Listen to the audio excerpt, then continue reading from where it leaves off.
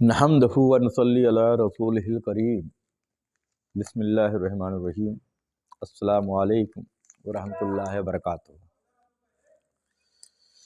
جیسے کہ میں نے پچھلی دو کیسٹوں میں جن کو میں نے گنتی سے لکھا ہوا ہے، کلمہ ایک، کلمہ دو اور یہ کلمہ تین، اس میں نے افضل الذکر کلمہ طیب کے بارے میں کچھ باتیں کی۔ کلمہ طیب کیا ہے؟ دوسرے بھاگ میں نے یہ بات کی کہ اس کلمہ طیب کو پڑھا کس طریقے سے جائے، ہمارے بزرگان کرام اس کو کس طریقے سے پڑھتے ہیں اور عام انسان کس طریقے سے پڑھتے ہیں، کس طریقے سے کلمے کو پڑھنے سے ہم اس کی کل کو پا سکیں گے، اس کے راز و نیاز کو پا سکیں گے۔ اس کی چرچا میں نے دوسرے بھاگ میں کی، لیکن جو صحیح بات ہے وہ یہ ہے کہ بغیر جب تک ہم خود پہلا قدم نہیں رکھیں گے، اس پر غور و فکر نہیں کریں گے، تب تک جو اس کے جو معمہ ہے، اس کا جو راز ہے وہ ہم پر نہیں کھلے گا۔ اس کے لیے پہلا قدم تو خود ہم کو ہی رکھنا پڑے گا۔ آج تیسرے بھاگ میں ہم بات کریں گے کہ کلمہ طیب میں کیا نفی کرنا ہے اور کس چیز کو سویکار کرنا ہے، کلمے میں نفی اور اثبات کیا ہے۔ تو آج ہم کلمے کی جو پہلی چیز ہے، کیونکہ کوئی بھی کلمہ ہو اس میں نفی اور اثبات اشد ضروری ہو جاتا ہے، جو کہ ہم کرتے ہیں۔ تو کلمہ طیب کا جو پہلا بھاگ ہے لا الہ الا اللہ نا، یہ اقرار توحید ہے کہ ہم اس پرماتما کے، اس ایشور کے یعنی اللہ کے توحید کی گواہی دیتے ہیں کہ وہی ایک ہے، اور اس کے توحید کی گواہی دینا وہ اسے ہم نفی اور اثبات بھی کہہ سکتے ہیں۔ تو یہ جو نفی اور اثبات ہے لا الہ الا اللہ، اس کے علاوہ اس کا جو دوسرا بھاگ ہے وہ اقرار رسالت ہے۔ پہلا بھاگ تو ہو گیا اقرار توحید، جس کو ہم نفی و اثبات بھی کہہ سکتے ہیں، اور دوسرا بھاگ جو ہے وہ ہے اقرار رسالت مع حضور محمد مصطفیٰ صلی اللہ تعالی علیہ وسلم۔ یہ دونوں ایک ہی ہے۔ تو پہلا مدعا جو آتا ہے کہ ہم کس چیز کی نفی کریں اور کس کو ثابت کریں، تو اللہ تعالیٰ قرآن شریف میں فرما رہا ہے، اے میرے حبیب آپ لوگوں سے کہہ دیجئے اگر لوگ اللہ کی محبت کا دم بھرتے ہیں، اگر لوگ اللہ کی محبت کا دم بھرتے ہیں تو پہلے وہ میری فرما برداری کو سویکار کریں، میرے معابیت کو سویکار کرو، اور ایسا کر کے آپ جو ہے وہ اللہ کے حبیب ہو جاؤ گے۔ اب کس کی اطاعت کرنی ہے، کس کی فرما برداری کرنی ہے؟ رسول کریم کی کرنی ہے۔ تو معلوم ہوا کہ جس شخص نے سرکار سے کی فرما برداری نہیں کی، گویا وہ اللہ کے محبوب بندوں میں سے نہیں ہے۔ یاد رہے کہ زہد اور تقوی کا ایمان الگ ہے اور محبت کا ایمان الگ ہے۔ تو ایمان کے دائرے سے دیکھیے ہوتا ایسا ہے کہ اس روئے زمیں پر اللہ کے توحید کے قائل تو ہر ایک دھرم ہے، ہر ایک مذہب ہے، ہر ایک مذہب کہتے ہیں کہ اللہ ایک ہے، وہ واحد ہے۔ تو ہمارا معاملہ جو ہے وہ اللہ کی توحیدیت سے تو جڑا ہی ہوا ہے، لیکن وہ میرے سرکار کی نبوت کی اقرار سے بھی جڑا ہوا ہے۔ ہمارا جو ایمان ہے وہ کلمے کے پہلے بھاگ پہ آ کر کے نہیں ختم ہوتا، اس کا اصل جو ہے وہ کلمہ طیب کے دوسرے بھاگ میں رکھا ہے۔ یہ مان، یہی ایمان ہے نا۔ تو جب تک کوئی بھی آدمی میرے سرکار کی فرما برداری نہیں اختیار کر لیتا، تب تک وہ دائرہ ایمان میں نہیں ہے۔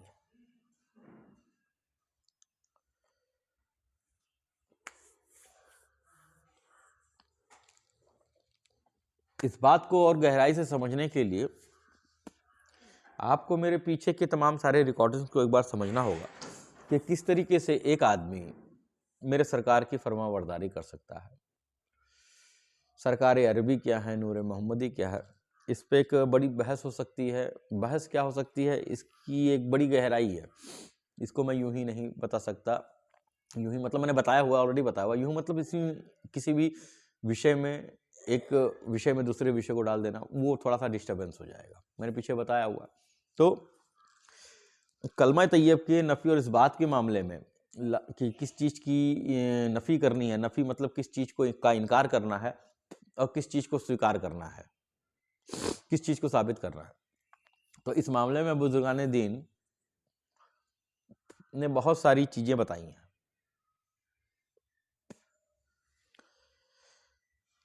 لیکن پھر بھی اس میں ایک بھرم رہ جاتا ہے کہ ہم نفی کس کی کریں اور ثابت کس کو کریں۔ تو جو چیز میرے کو میرے سرکار سے ملی، میں وہ آپ لوگوں کے سامنے پیش کرتا ہوں، اور میں نے اس کو پایا ہے کہ یہ بہت ہی سٹیک ہے، جس سے کہ تمام سارے بھرم، تمام ساری غلط فہمیاں، وہ تمام سارے اشکال جو ہے وہ ختم ہو جاتے ہیں۔ تو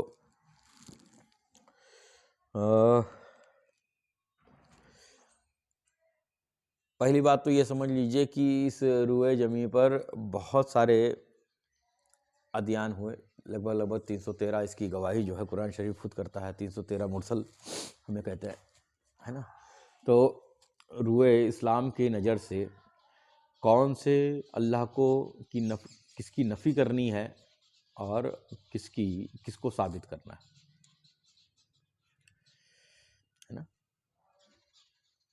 اس روئے زمیں پر بہت سارے مذہب ہیں، اور سبھی مذہب اپنے اپنے ہوش و خیال سے، اپنے علم اور عقیدے سے اپنے اپنے اللہ کو، اپنے اپنے پرماتما کو مانتے اور جانتے ہیں۔ تو اب اس میں کس کا ایشور، کس کا خدا جھوٹا اور کس کا خدا سچا، تو اس چیز کو اگر نفی کرنی ہے تو ثابت کس چیز کو کرنا ہے، ہم اس پر غور کریں گے۔ اگر یہ کہا جائے کہ تمام جملہ معبودوں کی نفی کر دو اور ایک معبود برحق کو ثابت کر دو، تو ایک بات پیدا ہوگی کہ ہر مذہب والا اپنے عقل مندی سے، اپنے علم سے، اپنے کتابوں سے اپنے اپنے معبود کو برحق ثابت کرتے ہیں کہ ان کا معبود ہی برحق ہے نا۔ اور باقی جملہ ادیان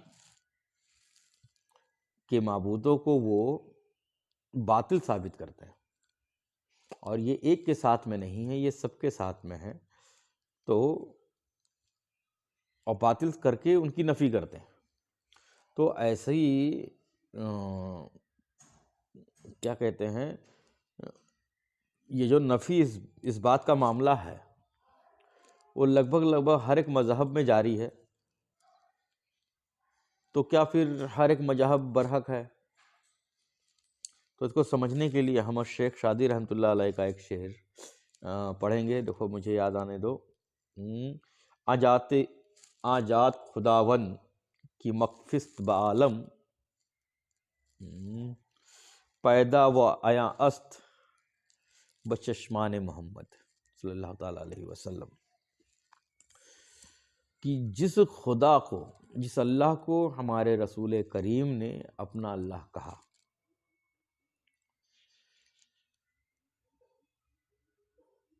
دین اسلام میں اس اللہ کو ثابت کرنا برحق ہے، اور باقی تمام معبودوں کی نفی کرنا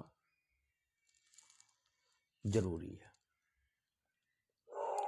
تو اگر ہم اس ذات کو پکڑنے کی کوشش کریں جس کو ہم نے ثابت کرنا ہے، تو ہماری نگاہ جو ہے، پھر سے ہماری نگاہ میرے سرکار کے پیروں کے پاس ہونی چاہیے، آپ کے قدم مبارک کے پاس ہونی چاہیے کہ میرے سرکار نے کس اللہ کی توحید کو بیان کیا ہے۔ تو جسے آپ نے کہا اپنا اللہ، وہ ہمارا اللہ، ٹھیک ہے۔ تو معلوم ہوا کہ حضور اکرم صلی اللہ تعالیٰ علیہ وسلم کے فرما برداری کے بغیر، ان کی پیروکاری کے بغیر ہمارا اللہ کو ثابت کرنا کچھ مشکوک رہ جاتا ہے، کچھ بھرماتمک رہ جاتا ہے، کچھ الجھن والا ہو جاتا ہے۔ تو بغیر ان کے ہم، بغیر آپ کے ہم ہمارے اللہ کی ثابت نہیں کر سکتے۔ جیسے کہ فرعون نے کہا تھا کہ میں موسیٰ اور ہارون علیہ السلام کی اللہ پر ایمان لایا۔ یہاں پر دیکھیے کہ جب فرعون کو جب معلوم پڑا کہ میرے معبود باطل ہیں، ہے نا، تو میں اب کس معبود کو ثابت کروں؟ تو وہ جو لفظ آیا قرآن شریف میں، اور موسیٰ نے کہا کہ اللہ معاف کرے، فرعون نے کہا کہ میں حضرت موسیٰ علیہ السلام اور حضرت ہارون علیہ السلام کے خدا پر میں ایمان لایا۔ تو ٹھیک اسی طریقے سے ایک ذاکر کو کیا ثابت کرنا ہے اور کس چیز کی نفی کرنی ہے، اس کے لیے میرے رسول کریم کا سہارا لینا بہت ضروری ہے، اشد ضروری ہے۔ لہٰذا کلمے میں رب محمد صلی اللہ تعالیٰ علیہ وسلم کو ثابت کرنا ہے، اس کے علاوہ کچھ نہیں کرنا ہے۔ باقی سب ادیان کے مقرر کردہ معبودوں کی نفی کر دینی ہے۔ تو کلمے میں نفی کس کی کرنی ہے اور ثابت کس کو کرنا ہے، اس پہ ہم نے تھوڑی سی ایک بات چیت کی۔ لیکن اس کے باوجود بھی اگر ہم نے کیول اتنا کر لیا تو ہم ابھی اس کی گہرائی تک نہیں پہنچے ہیں، یہ تو شروعات ہے۔ معاف کریے گا، اصلی بات اس کے بعد شروع ہوتی ہے۔ اگر ہم نے اس چیز کو حقیقتاً پکڑ بھی لیا، پھر بھی ایک باریک سا اشکال ہمارے سامنے بچ جاتا ہے، ایک باریک سا ایک پرشن ہمارے سامنے بچ جاتا ہے، ایک باریک سی جگہ ہمارے سامنے بچ جاتی ہے کہ ہم نے باقی باطل ادیان کے مقرر کردہ معبودوں کو تو نفی کر دیا، اور ہم نے یہ بھی کیا کہ اسلام میں مقرر کردہ معبود کو ثابت بھی کر دیا۔ یہ دونوں چیزیں ہو گئیں، لیکن جس معبود کو ہم اب ثابت کریں گے، یہ نفی اور اثبات کرنے کے بعد اب ہم جس معبود کو ثابت کریں گے وہ پھر سے ہمارے خیال کا ہی مقرر کردہ معبود ہوگا، وہ بھی تو ہمارے خیال سے ہی پیدا ہوا ہے۔ لہٰذا ہمارے خیال میں مخلوق آ سکتی ہے، کیونکہ ہمارا خیال خود ایک مخلوق ہے۔ اللہ ہر ایک شکل و شباہت سے، جسمانیت سے پاک ہے۔ تو اب ہم جو بھی کچھ خیال کریں گے وہ ہمارا خیال کردہ اللہ ہوگا، اور خیال مخلوق ہے۔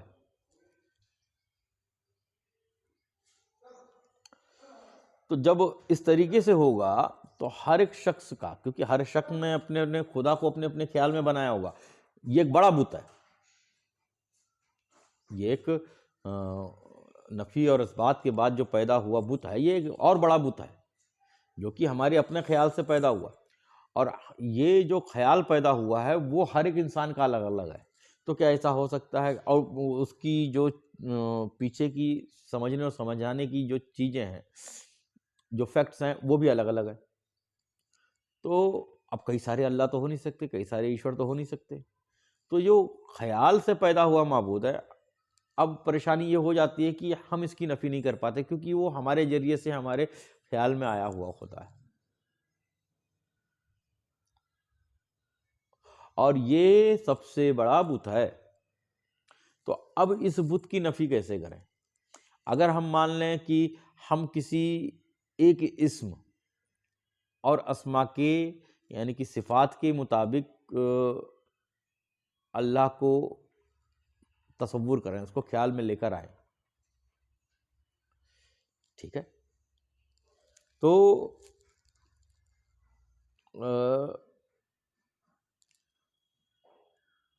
یہ ایک لمٹ ہو جائے گا،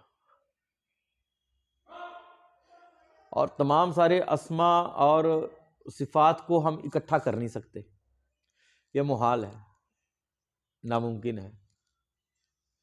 اگر ہو بھی گیا تو پھر بھی وہ ہمارا خیال ہی رہے گا۔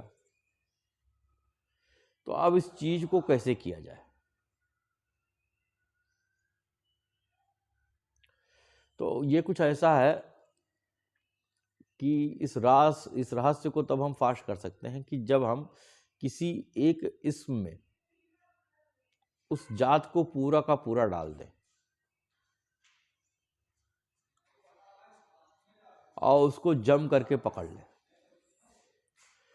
یہ ایک بڑا بت ہوگا، لیکن پھر بھی اس کی ایک صفت ٹھیک ہے کہ یہ پچھلے کئی باطل معبودوں کی نفی کرنے میں ہماری مدد کر دے گا، اور اس کی نفی کے لیے ہمیں ایک کام کرنا پڑے گا کہ حضرت ابراہیم علیہ السلام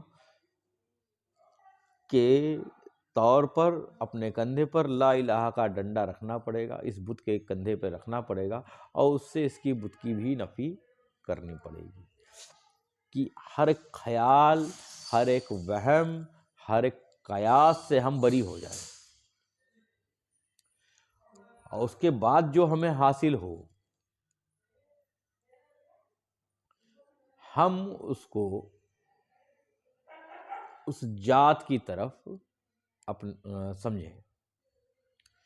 جو بھی ہمارے دل میں آج تک ہم نے جو کچھ بھی پڑھا ہے، جو کچھ بھی جانا ہے، جتنے بھی صفاتوں کے بارے میں جانا ہے، جتنے بھی اثرات کے بارے میں جانا ہے، وہ سب ہمارے اندر آ کر کے ایک خیال، ایک خیال کی شکل اختیار کرتے ہیں، اور جو کہ ہمارا بڑا بت بنتا ہے۔ تو یہ باقی باطل معبودوں کو نفی کرنے میں ہماری مدد تو کرے گا، لیکن ایک وقت حضرت ابراہیم علیہ السلام کی سنت کے حساب سے، جیسے آپ نے اپنے کندھے پر آپ نے کیا کیا، لا الہ کا ڈنڈا اس بڑے معبود، اس بڑے بت کے بھی کندھے پہ رکھ دیا اور اس کی بھی نفی کر دی، ہر ایک خیال سے، ہر ایک قیاس سے، ہر ایک وجاہت سے آپ بری ہو گئے، اور اس کے بعد جو ثابت ہوا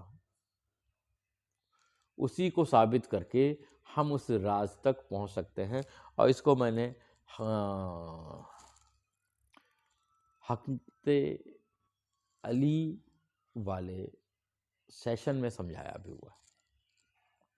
تو ہم اس پر بہت ہی زیادہ غور و فکر کریں کہ ہم کو کیا نفی کرنی ہے اور کیا ثابت کرنا ہے، کیونکہ یہ جو پہلا جز ہے جو کلمے کا، وہ حقیقت میں اس دنیا پر، اس روئے زمیں پر رہنے والے تمام سارے سنتوں کے، تمام سارے روحانیت والوں کے، تمام سارے درشن والوں کے، فلاسفرز کا عقیدہ ہے، وہ سب میں ایک جیسا عقیدہ ہے، لیکن اس کی اگر راز کو پانا ہے تو ہم کو اس میں بھی مولا کائنات کے قدموں مبارک کو پکڑنا پڑے گا، اس نقطے کو سمجھنا پڑے گا کہ ہم کو ثابت کس چیز کو کرنا ہے۔ تو اسی دعا کے ساتھ میں اور اسی آشا میں کہ آپ لوگ اس پر ضرور غور و فکر کرو گے اور اس کو اچھی طریقے سے اپنے سمجھ میں اتارنے کی کوشش کرو گے۔ میں نے پہلی بار بتایا، میں مرچا بتا سکتا ہوں، اس کے تیکھے پن کے بارے میں ذکر کر سکتا ہوں،